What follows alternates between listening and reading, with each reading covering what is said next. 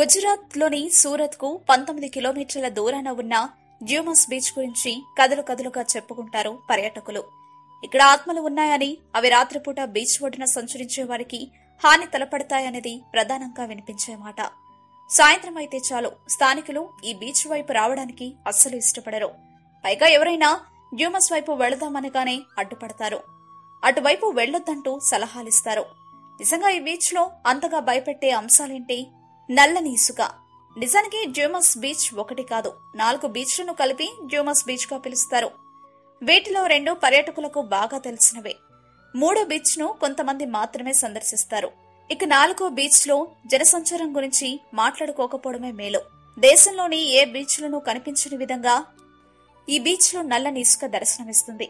దీనికి స్థానికులు చెప్పే వివరణ శ్మశానం. అవును, ఒకప్పుడు డ్యూమస్ బీచ్ లో ఓ హిందూ శ్మశానం ఉండేది. వేలాది హిందువులను అక్కడే ఖననం చేసేవారు.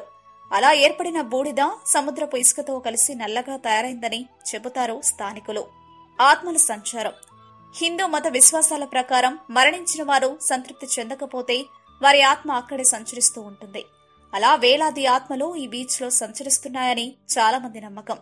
రాత్రి వేళల్లో బీచ్ ఒడ్డున తిరిగే వారికి ఈ ఆత్మల గొంతు వినిపిస్తుందని, కొన్ని ఆత్మలు అక్కడి నుంచి వెళ్లిపోమన్నట్టుగా చిత్ర విచిత్రంగా అరుస్తాయని గ్రామస్తులు చెప్తారు. కొన్నిసార్లు ఉన్నట్టుండి బిగ్గరగా ఎవరో నవ్వుతున్నట్టుగా అనిపిస్తుందని అక్కడ ఉన్న స్థానికులు అంటున్నారు. ఇలాంటి మరెన్నో విషయాలు మీరు తెలుసుకోవాలనుకుంటే వెంటనే మా ఛానల్ ని సబ్స్క్రైబ్ చేయండి. ఈ వీడియోని మీ మిత్రులతో షేర్ చేసుకోండి.